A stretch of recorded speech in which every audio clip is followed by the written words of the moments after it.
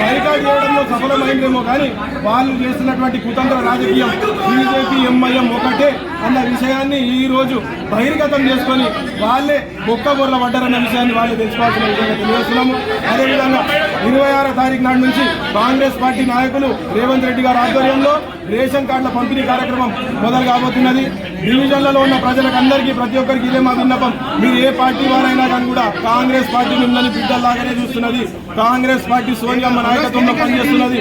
మీరు అందరూ వచ్చి మీ రేషన్ కార్డులు కలెక్షన్ చేసుకోవాల్సిందిగా మనస్ఫూర్తిగా కోరుకుంటున్నాము.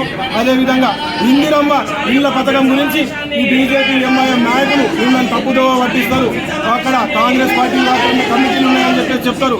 వాళ్ళకి మేము చెప్పాలనుకుంటున్నాం ప్రజలకు అందరికీ చైర్మన్లుగా ప్రతి ఒక్క కార్పొరేటర్లను పెట్టి ఇందిరమ్మ కమిటీని ఫామ్ చేసినటువంటి గొప్ప ఉదారత స్వభావం ఉన్నటువంటి పార్టీ కాంగ్రెస్ పార్టీ.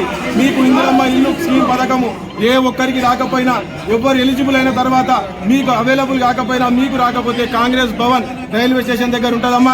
అక్కడ మా కాంగ్రెస్ పార్టీ కార్పొరేటర్లు నాయకులు అందరూ మీకు వెళ్ళవేళ అందుబాటులో ఉంటారు. మీకు ఇందిరమ్మ ఇల్లు ఇచ్చే బాధ్యత కాంగ్రెస్ పార్టీ. ఇంకొక విషయం, స్ట్రీట్ వెండర్లని కాంగ్రెస్ పార్టీ నాయకులు వచ్చేసి ఎక్కేపిస్తున్నారని చెప్పేసి ఈ ఎంఐఎం బీజేపీ నాయకులు దుష్ప్రచారం చేస్తున్నారు. కాదు, స్ట్రీట్ వెండర్లతో కాంగ్రెస్ పార్టీ ఉన్నది. మా మైనార్టీ కార్పొరేటర్లు కుద్దూస్ గారు, ఆరుణ్ గారు, అక్బర్ గారు, బబ్లు ఖాన్ గారు వీరు మైనార్టీ ఏరియాకు సంబంధించినటువంటి విషయాలను గౌరవనీయులు షబ్బీర్ అలీ గారికి చెప్పడం జరిగింది. షబ్బీర్ అలీ గారు క్లియర్ కట్గా చెప్పిండ్రు, బీద బడుగు బలహీన వర్గాల పార్టీ కాంగ్రెస్ పార్టీ.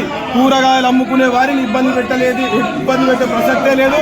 వారితో ఎవరైనా ఇబ్బంది పెడితే మీరందరూ వారి పక్కన నిల్చోండి. కాంగ్రెస్ పార్టీ నాయకులందరూ మీ వెంబడి ఉంటారన్న విషయాన్ని తెలియజేస్తున్నాము. అందరికీ జై హింద్, జై కాంగ్రెస్, జై తెలంగాణ.